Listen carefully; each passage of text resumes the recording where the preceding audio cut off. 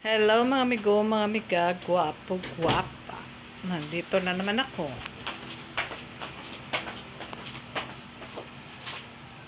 Sana makinig kayo, pakinggan nyo muna bago kayo mag-react. Salamat Panginoon at syempre sa aking Holy Spirit. Magbabasa ako ngayon tungkol dito sa tungkol dito sa hari. Tumaas ito hanggang sa langit, kaya tanaw sa buong daigdig. Diba? Tumaas daw siya hanggang langit, tanaw sa buong daigdig. Amen. Alam mo kung ano to? Ito yung hari na kilalang kilala na sa buong daigdig. Namamayagpag na ang kanyang pagkatao. Yung ibang mayayaman, ganyan din, namamayagpag na ang kanilang mga pagkatao at naging palalo na sila at wala na silang sinusunod, kundi ang kanilang sariling budhi. Hindi na sila sumusunod samantalang nandyan ang Panginoon. Ang Panginoon natin ang dapat nating sundin sa lahat ng pagkakataon dahil pwede niya tayong ibagsak kahit anong oras. Pwede niya tayong ibagsak kahit anong oras. Sa ating pagkapalalo. Ayaw niya kasing mapalalo tayo. Kaya nga ayaw niya tayong sobrang pagkapalalo dahil naging harassment na, naging iba na ang pagkatao. Gusto niya, siya na ang nasusunod. Ayaw ng ganun ng Panginoon. Kaya dapat pag tayo naging umangat o tumaas man, kasing taas ng bituin o hanggang langit, patuloy pa rin tayong maging mabuting tao. Huwag nating kalimutan na nandyan ang Panginoon. Ituring natin ang ating kapwa na kaparehas ng natin. Umangat nga lang ating buhay dahil binigyan ka ng kakayahang umangat. At yung kakayahan na umangat ka, hindi yan nanggaling mismo sa iyo, galing yan sa Panginoon. Lahat ng nandito sa mundo natin galing sa Panginoon. Kaya, huwag tayong maging mayabang, huwag tayong maging, dahil ang Panginoon lang ang tanging pinakamataas. Wala namang iba siya lang. Tayo tao lang, namumuhay tayo dito bilang mga anino. Dahil ang tunay nating buhay ay nandoon sa kaharian ng Panginoon. Kaso nga lang, anino lang tayo dito sa mundo para sumunod tayo sa mga kautusan ng Panginoon. Hindi tayo sumusunod, naging palalo tayo, ibabagsak na talaga tayo. Ibigay natin sa ating kapwa ang tamang pakikitungo, tamang pakikisalamuha sa kapwa. Kahit naging mataas man tayo o naging katulad na tayo ng pugad ng agila, di ba? Ayaw ng Panginoon na tayo mapalalo. Kaya pag napalalo ka na, ayan na nga, naghari-harian na ikaw nang maging sunod-sunuran. Parang wala ka ng batas na sinusunod, samantalang may batas namang pinapairal ang Panginoon para sa atin. Ang ibang huwis dyan, di ba? Ang mga huwis,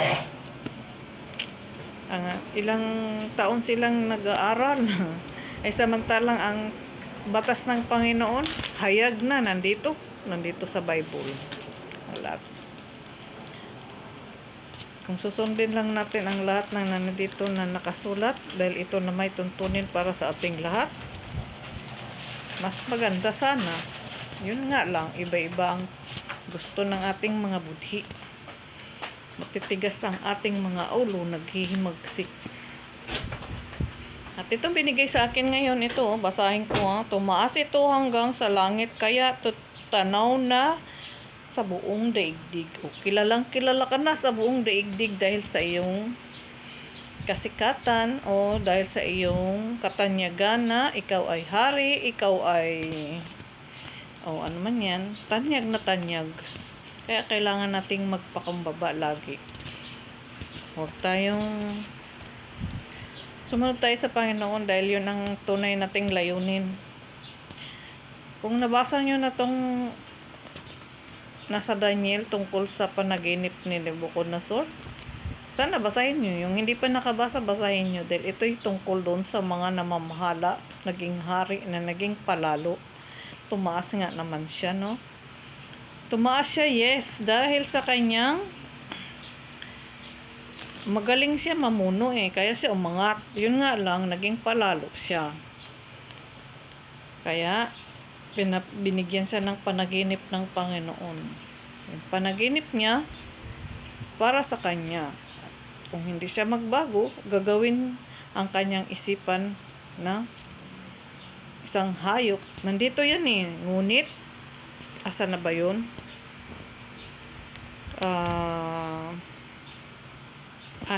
Nandito sa 16. Ang isipan niya ipapalitan ng isipan ng hayop sa loob ng 7 taon. Gusto niyo ba yon? Ganon. Pag sobra na tayo mapagmataas, kapalalo. Yan ang ipapataw sa atin ng Panginoon. Siyempre, ito yung haring to noon, pinapanaginip muna siya, binigyan siya ng pangitain ng Panginoon. At tapos si Daniel ang natawag niya, kasi si Daniel nilukuban ng Espiritu ng Panginoon. Kaya si Daniel ang nakapagbigay sa kanya ng tunay na kahulugan. Dahil nga naman nilukuban si Daniel ng Espiritu ng Panginoon. Kakayahan na bumasa ng mga panaginip, di ba? Gusto nyo ba yung ganito? Papalitan ng isipan natin ng isang hayop? Ang linaw-linaw, nakasulat naman dyan. Pag naging palalo tayo, kahit sino sa atin pwede itong mangyari. Kahit mahamak man tayo, pwede itong mangyari sa atin kung tayo'y sobrang nakasamaan, sobrang nakapalalo. Tingnan mo ito sa tumaas nga siya kasing taas ng o kahit parang puno.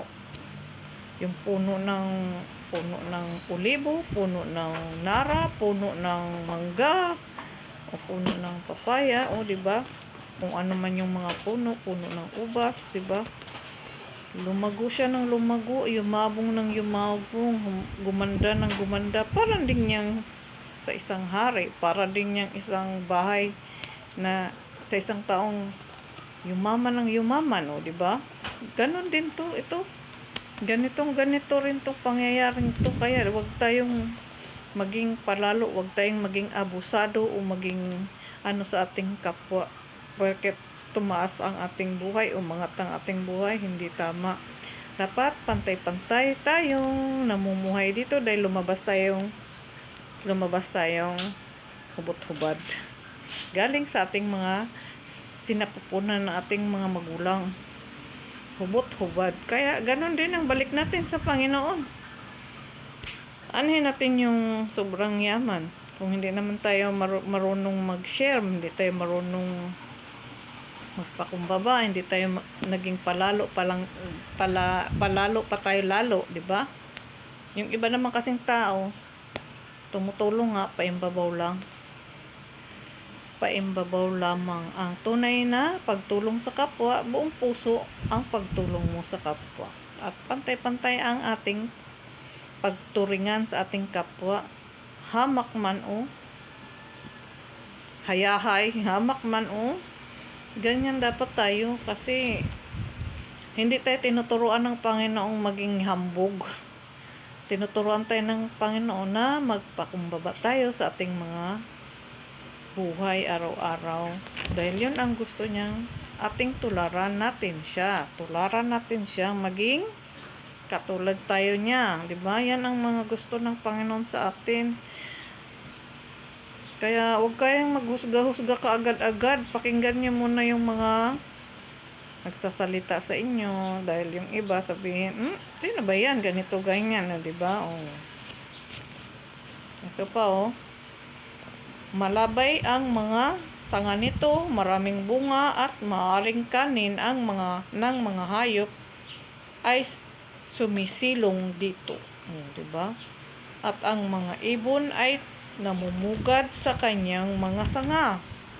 Lahat ng nilalang ay dito kumukuha ng pagkain. O di, hari nga naman siya. Siya ang leader. Nag-react yung Holy Spirit ko. Dito sa 12, ang dami niyang reaction. Maraming bunga, di ba? Marami siyang, kumbaga, kayamanan. Marami siyang bunga, maaring kanin ng mga hayop at ang mga tao, hayop, sumisilong sa kanya. Sa kanya umaasa, di ba? Kasi nga mayaman siya. Ang sanga, lahat ng nilalang ay dito kumukuha ng pagkain, di ba? Ganyan tayo, ganyan ang mga namumuno. Ang lahat sa kanya umaasa, lahat sumisilong sa kanya dahil yung mayabong nga naman dahil nga siya ang pinakapinuno. Ang daming reaksyon doon ng Holy Spirit ko dito. Kaya dapat tayong maging pantay-pantay ang turingan natin sa ating kapwa. Ibigay natin ng buong puso kung kinakailangan ang tulong, kung kinakailangan ng pagmamahal, di ba? Yan, nakasulat yan dito lahat. Yan ang gusto ng Panginoon sa atin. Pero anong ginawa natin? Kinakamkam. Naging palalo. Sino lang ang nakinabang? Ilan lang sa atin ang nakinabang. Kawawa ang mga nasasakupan. Kung ganon, tandaan natin, pwedeng gawin ng Panginoon ang kanyang isipan na maging hayop ang kanyang isipan. Dahil sa kanyang, gusto niya ba yun? Tapos, pag naging hayop ka, di doon ka na sa labas. Ka na doon. Ang tawag dyan, papastor ka na. Ang tawag dyan, doon ka na itali sa puno. Kasi nga, naging hayop ka na. Halimbawa, baboy. Halimbawa, baka. Diba? Doon ka na sa labas. Anong kasing hayop ang ipapataw sa atin ng Panginoon? Kasi hindi lang to sa hari, pwede rin to sa ating mga ordinaryong tao. Kaya tandaan natin, huwag tayong maging palalo sa ating mga pagkatao. Dahil pwedeng gawin ng Panginoon ang lahat para tayo'y maparusahan. Ang daming nakaano dyan, Nakita ko rin ang bumaba mula sa langit at tila siyang bantay. Sumigaw siya ng malakas, ibuwal ang punong kahoy na iyan. Putulin ang mga sanga, lagasin ang mga dahon at isabog ang mga bunga.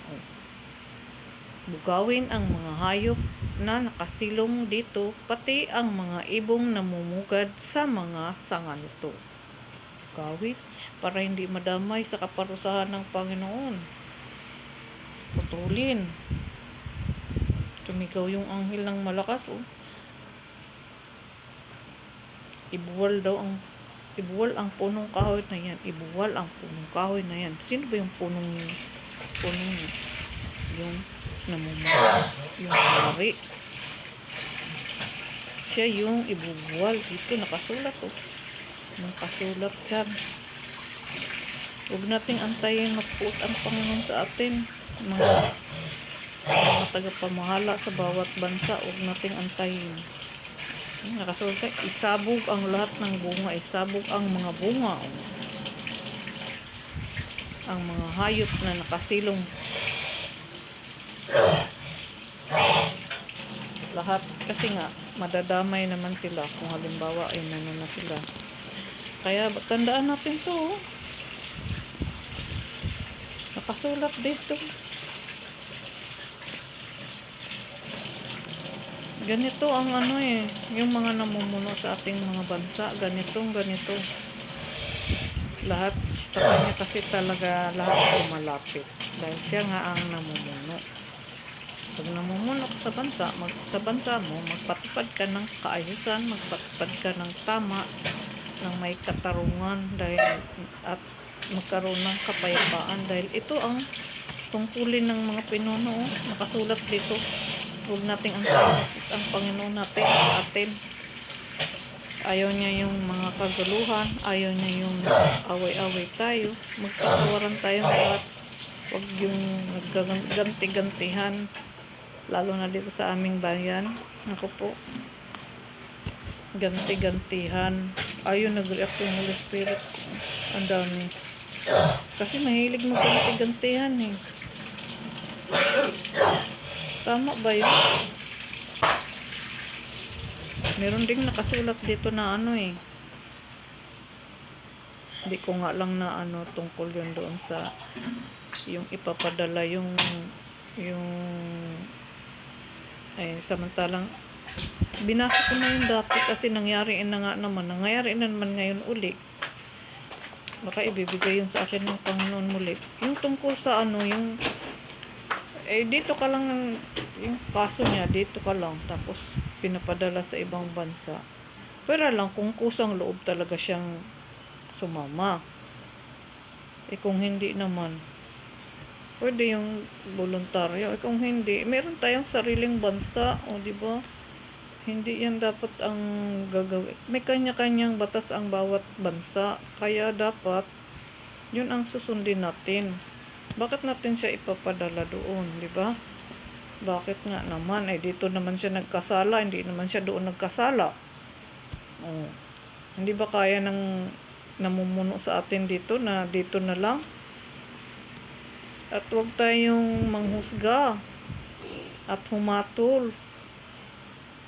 Dahil hindi tayo ang husgado, hindi tayo ang Panginoon lang ang may karapatang manghusga at namumula. Tandaan natin yan, ang Panginoon lang. Kaya gusto niya tayong magkaisa, magpatawaran, para hindi umantong sa kamatayan. Dahil pagka ganyan, wala. Kung talagang nagkakasala ang tao, magpabayad talaga siya. At huwag tayong manghusga, humatol, dahil ang Panginoon lang ang may karapatang ayaw niya nga tayong mapalalo. Tayo lalo pa tayong napapalalo dahil ang mga budhi natin ang ating sinusunod, ang sarili nating mga batas ang sinusunod. Gusto nyo ba yung ganun? Nagkakagulo-gulo ang bansa. Itong bansa namin, no, ang gulo-gulo. Natabunan na ang mga kasong noon na yung mga nakawan na wala, mga kurap-kurap. Pairalin natin ang kung gusto niyo magbago, ibago niya ang lahat, kalimutan na ang lahat. Dahil tapos na yung nangyari, tapos na. Nangyari na, tapos na.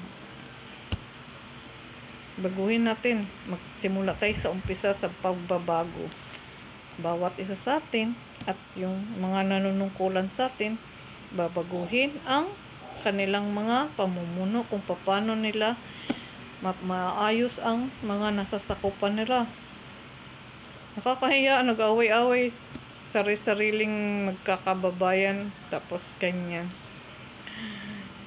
May mga, kumbaga sa may mga pinag-aralan naman sila, marami ang abogado sa kanila, pero hindi sila sumasangguni sa Panginoon, mga budhi nila ang sinusunod nila.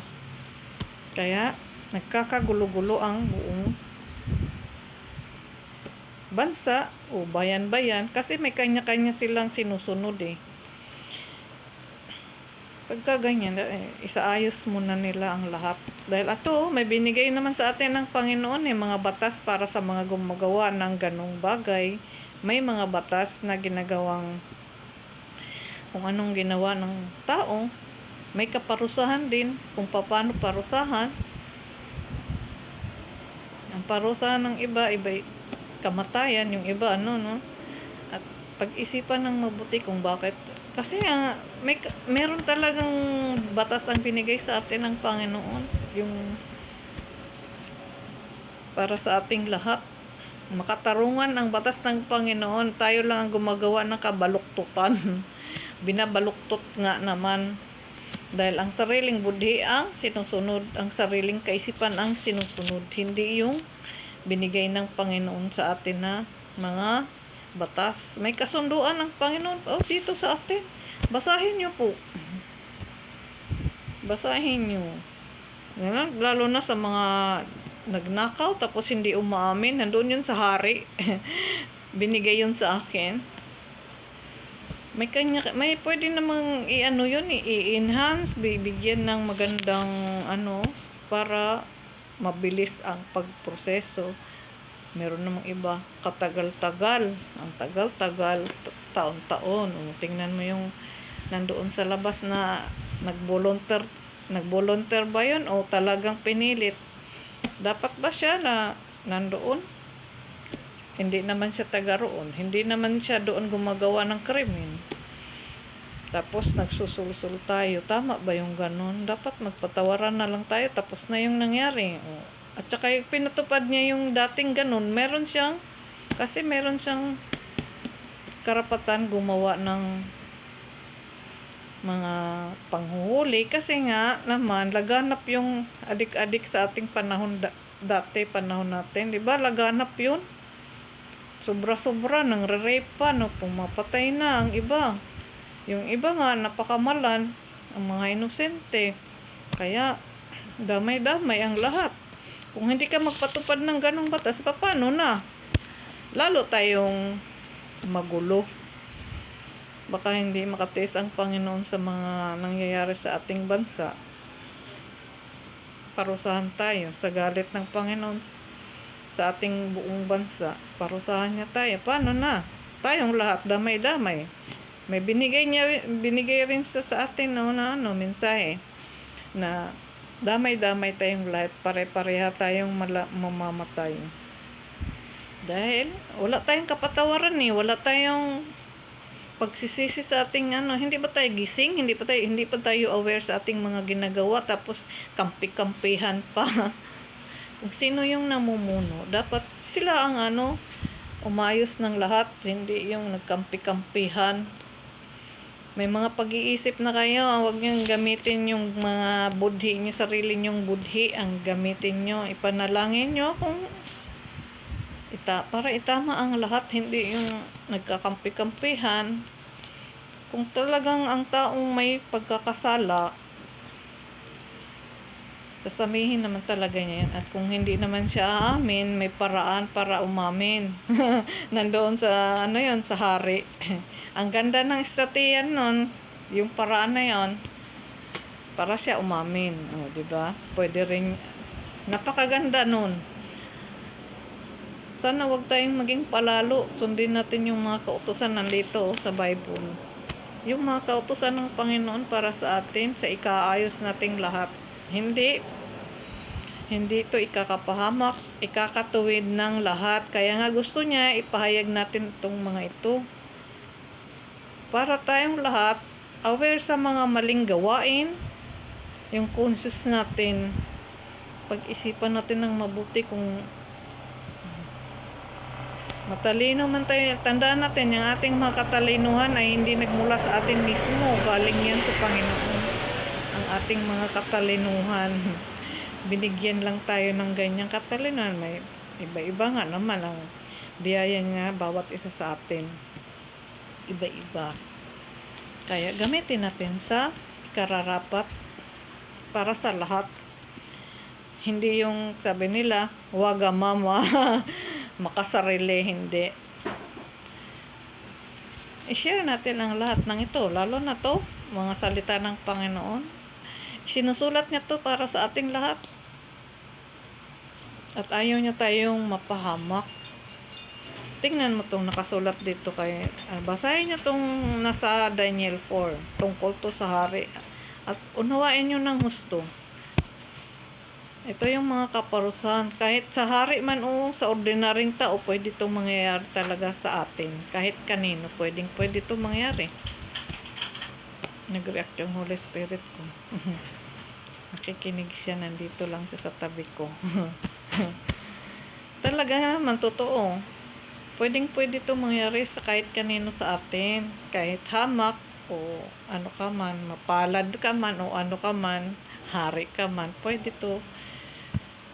Basahin nyo to at unawain nyo. Nandito nakasalaysay ang mga tungkol sa panaginip ng hari na binigyan ng kahulugan ni Daniel, dahil si Daniel binigyan ng kapangyarihan ng Panginoon. Ang Espiritu ng Panginoon lumukob sa kanya. Diba? Kung naunawaan nyo, basahin nyo. Huwag tayong humusga, huwag tayong mamumula at humusga sa ating kapwa dahil wala tayong karapatan. Ang Panginoon lang ang tanging may karapatang manghusga sa atin. Tandaan natin yan. Ang Panginoon lang. Paano tayo magkakasundo-sundo, magkakaisa kung ang budhi natin ang ating susundin? Mga matatalino nga naman tayo, no? Dahil ang ating budhi ang ating sinusunod. Basahin nyo ang Biblia para malaman nyo ang katotohanan kung ano ang mga kautusan binigay sa atin ng Panginoon. Para malaman natin. Malaman ninyo natin lahat.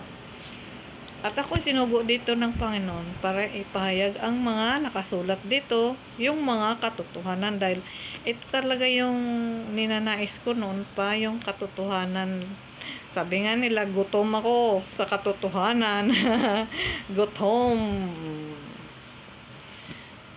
sa paghanap ng katotohanan. Kaya minarapat ng Panginoon, binigyan niya ako ng ito, binituro niya sa akin yung tunay na mga pangyayari noon, ngayon, noon pa. Kaya ito, mga matagal na tong mga nangyayari. Ito yung mga batas ng Panginoon. Ito yung mga panununtunan ng Panginoon para sundin nating lahat. Ating isabuhay ang mga tuntunin ng Panginoon. Kaya dito niya ako dinala. Binigay ko na to dati. Nung nakaraang taon. Itong si Daniel. Tingnan mo si Daniel. Ang katatagan niya tungkol sa mga Diyos-Diyusan, hindi siya sumusunod, hindi siya yumuyukod sa mga hari. Ito, si Haring Nabucodonosor, dito sa storya na to, hindi nga sinusunod. Binigyan ng signal na pag tumugtog na yung ganon, tumunog na yung ganon, magpuri ka sa hari. Kasi nga hari din siya. Gusto niya ganun. Pero hindi naman yun ang tunay nating Panginoon. Ang tunay nating Panginoon nasa langit. Hindi natin nakikita, pero daman natin na kapiling natin siya kung tatanggapin natin. Para yung espiritu niya sumasa atin at gumagabay sa atin. Katulad ng binigay niya sa akin. Tingnan mo, ginagabayan ako dito. Kaya ito sinusunod ko. Hindi ko to gawa-gawa. Ito kasi yung sinusunod ko talagang ito yung gusto kong layunin dahil sabi nga, gutom sa katotohanan. Kaya ito, binibigay sa akin ng Panginoon kung ano yung pinapanalangin ko nga lagi, lalo na yung kaguluhan dito sa atin. Kaya binigay niya sa akin yung bibigyan ng laksang mga anghel, diba? Para tumigil yung mga Sabi ko, Panginoon, sana paghilumin mo na yung kaguluhan dito sa amin. Binigay niya sa akin yung mensaheng laksang anghel.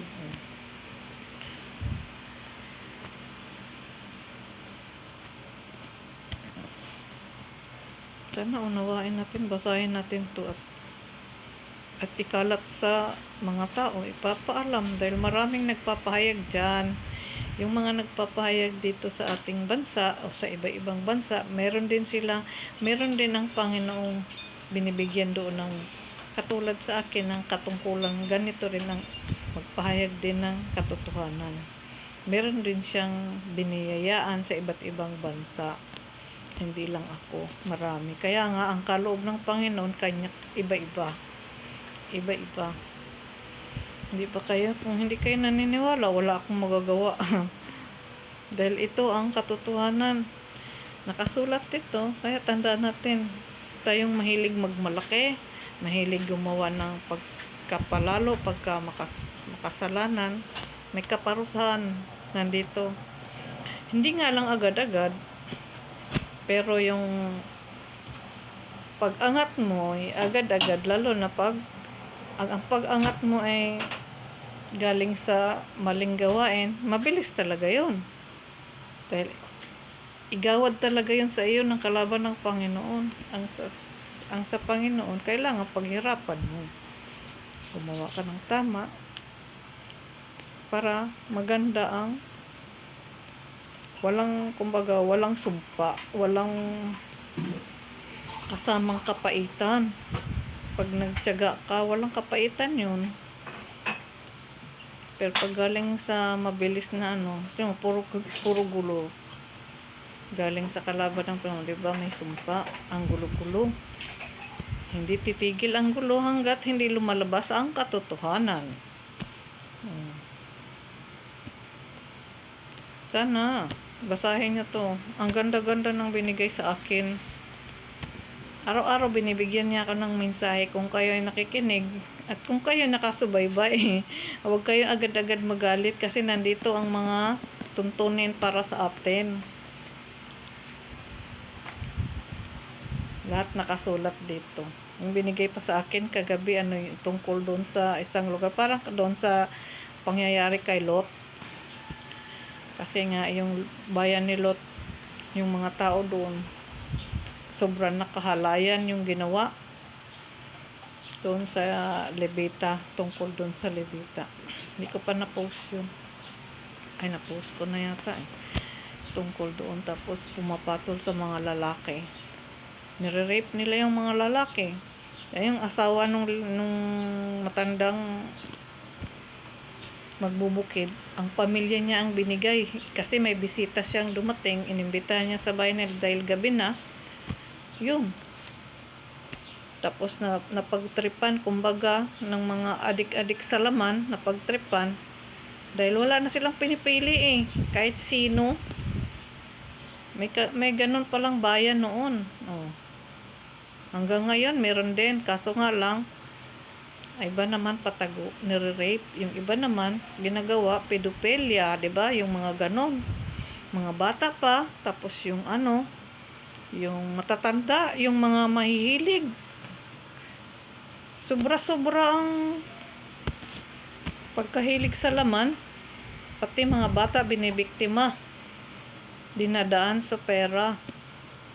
Yung iba naman, pero yung storyang binigay sa akin kagabi, pinagtripan nila yung bisita nung matanda kasi walang matuluyan, gabi na, nasa hangganan sila ng daan, baka mapahamak. Nagmalasakit yung matanda na magbubukid, kaya pero nakita nung mga matatakaw sa laman,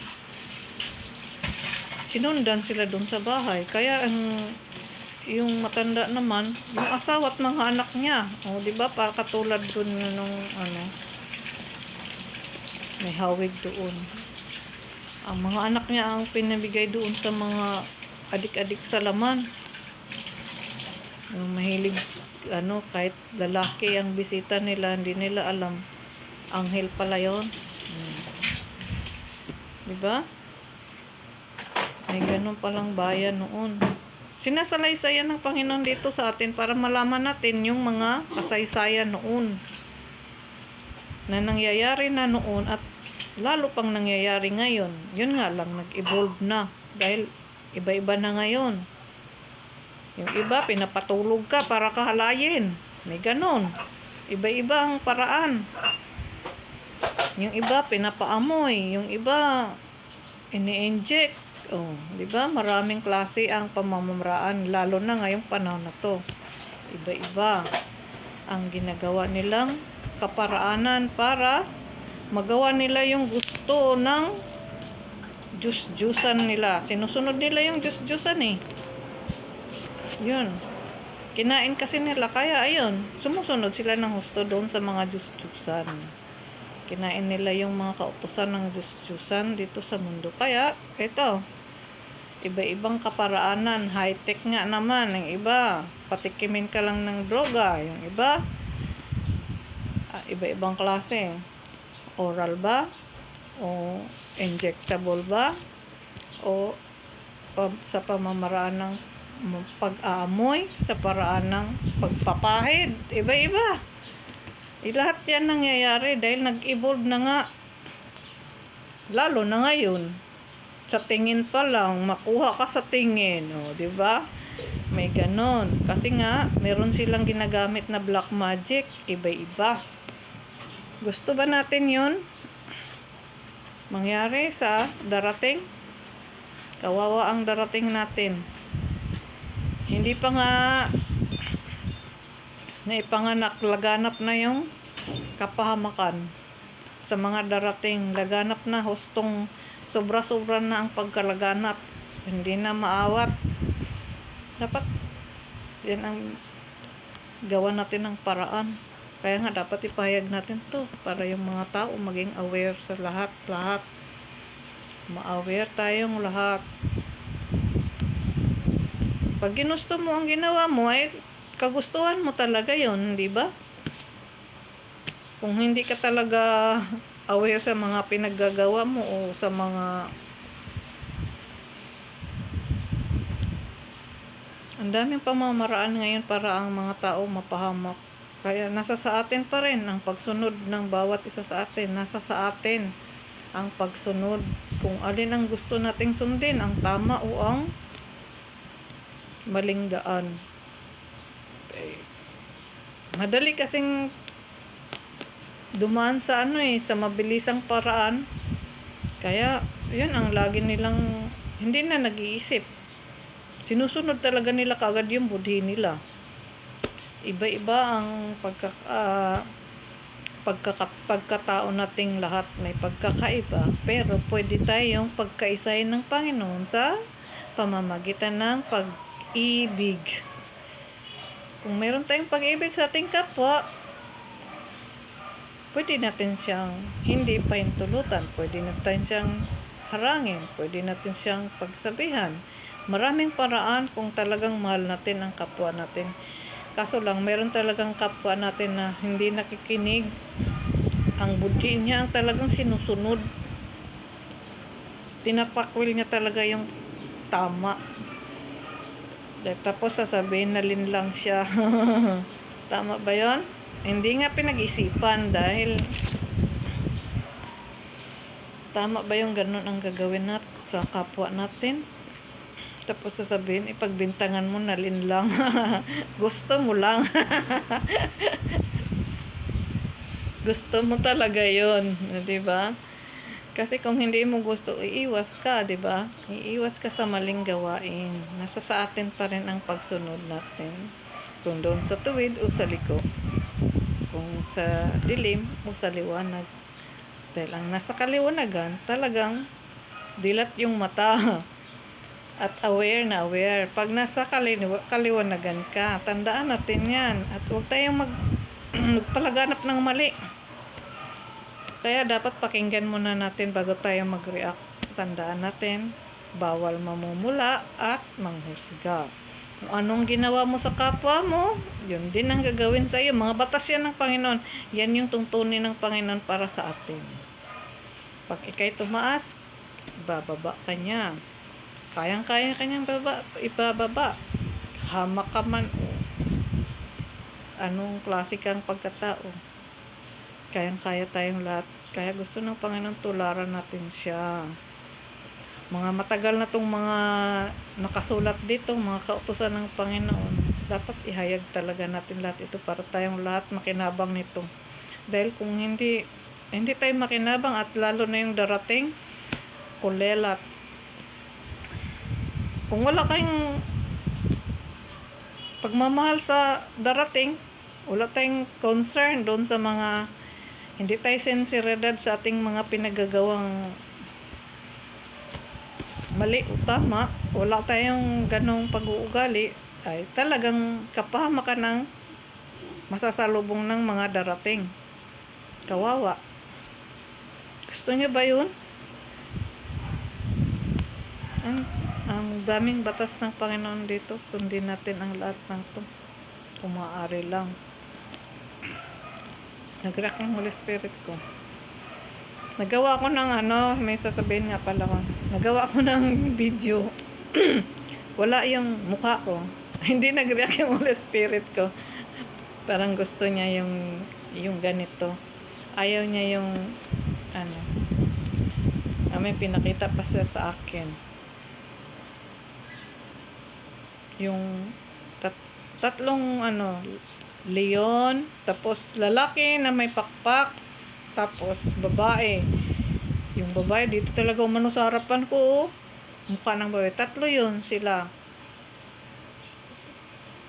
Oo, 3 nga. Yun ang binigay niya. Yun yung pinakita niya sa akin kahapon. Yung isang araw naman, meron naman siyang pinakita sa akin sa tabernacle sa gitna. May kinakasal. Kinakasal o kinoronahan. Ganun. Pinakita niya yan sa akin dati-dati pa. Tapos biglang may lumabas na pagkatapos nun, may lumabas pa na word na ba to? I will bring my family. Yun, na-shock ako doon. I will bring my family. Na ako doon, nabigla. Tapos may nakita ko doon sa pinakinggan ko. Yun yung pangitain na binigay sa akin ng isang araw. Kahapon yung 3. Isang leon, nakatayo. Isang leon. Una, leon, tapos lalaki sa gitna, tapos yung babae. Yung lalaki may pakpak. Maliit lang yung pakpak niya. Tapos, pagka ayun lang, salamat po kung kayo nagikinig mga gwapo at amiga dyan. At sana nakikinig kayo. Basahin natin yung dahil ang Panginoon lang ang tanging tagapagligtas natin at siya lang ang makapangyarihan. Siya ang may gawa ng buong mundo. Lahat ng to, siya lang sa buong daigdig. Wala. Ang kataas-taasan lang ang tanging nating pag-asa at ang anak niyang sinugo para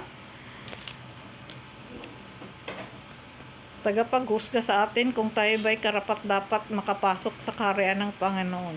Siya lang ang pwedeng manghusga, mamumula, o Hindi nga siya namumula, hindi nga siya nanghuhusga.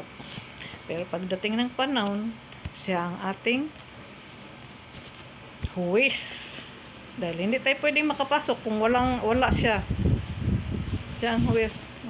Pasado ka o hindi? Makapasok ka ba o hindi? Ang ating Panginoong Hesus, sinilang siya para sa atin. Sa pamamagitan niya, siya ang daan. Tanging daan nating lahat. Hindi tayo makakapasok kung wala ang kanyang pahintulot. Nanawaan natin yan. At ang kaloob ng Panginoon, bawat isa sa atin, iba-iba. Kaya huwag tayong mag-inggitan. Iba-iba ang kaloob ng Panginoon. At siya nga pala, hindi yan kaloob ng Panginoon na maging tomboy ka o bakla ka. Hindi yan kaloob ng Panginoon. Tandaan natin, nilinlang kayo ng kalaban ng Panginoon. Dahil ang ginawa ng Panginoon, lalaki at babae lamang. Lalaki at babae lang. May ginawa ba dyan? May nakasulat. Simula binigay na to sa akin, walang nakasulat na Tandaan natin, nilinlang lang kayo. Kaya wag kayong nasa sa inyo pa rin ang pagsunod. Kung may lawit kayo, lalaki talaga kayo. Kung may nakadikit, may bundok kayo, babae talaga kayo. Kaya hindi pwedeng maging lalaki, babae, babae sa lalaki. Hindi. Walang ginawa ang Panginoon ganun. Tandaan natin yan. At saka yung meron pa din to sa Ezekiel, yung tungkol dun sa mga naging berdugo sa kanilang mga anak. Sa Ezekiel yun. Nag-react yung Holy Spirit ko. Yung mahilig magpa-abort, magpalaglag sa kanilang mga anak. Hindi tama yan. Berdugo. Ang tawag nga ng Panginoon doon, mga berdugo ka sa sarili mong mga anak, lamant loob. Berdugo ka. Diba? Kasi pinapapatay mo. Yung iba nga, nagpalipay-lipay. Diba? Tapos, lipay-lipay. Magpakasarap. Tapos, biglang ang tawag dyan, nabuntis. Tapos, yung iba nga, pina-abort, pinalaglag. Hindi tama. May batas ang Panginoon dyan. Salamat din. May nakasulat yan dito. Ang dami-dami niyang sinulat ng mga batas na dapat nating sundin. Napakadami. Kung babasahin lang natin ito. Ang dami-dami. Sa dami ng mga batas ng Panginoon, kulang siguro ang Panginoon lang tanging may kakayahan talaga gumawa ng lahat ng tama. Lahat ng ikakaayos nating lahat. Pwede niya tayong magicin kung gusto niya. Nasa sa kanya pa rin. Tapos, yun nga tungkol doon sa mga babaeng nangangalo niya. Binigay niya sa akin. Balang araw, sila at saka yung mga naging kalaguyo niya, mararatay sa banig. Oh. Kasi nagkaroon sila ng mga sakit. Mararatay talaga sila at magdurusa ng husto. Di ba? Ang tagal-tagal ng pagdurusa nila, mararatay nga sa banig. Oh. Dahil sa kanilang kapalaluan. Sobra-sobra na yung mga babaeng masasama, yung gumagawa ng mga bigay aliw, yung mga ang tawag doon, yung mga nangangalo niya. Yun. Kung sino-sino na lang ang kaparusahan nun, mararatay sila pareho kasama nung kanyang mga naging kalaguyo.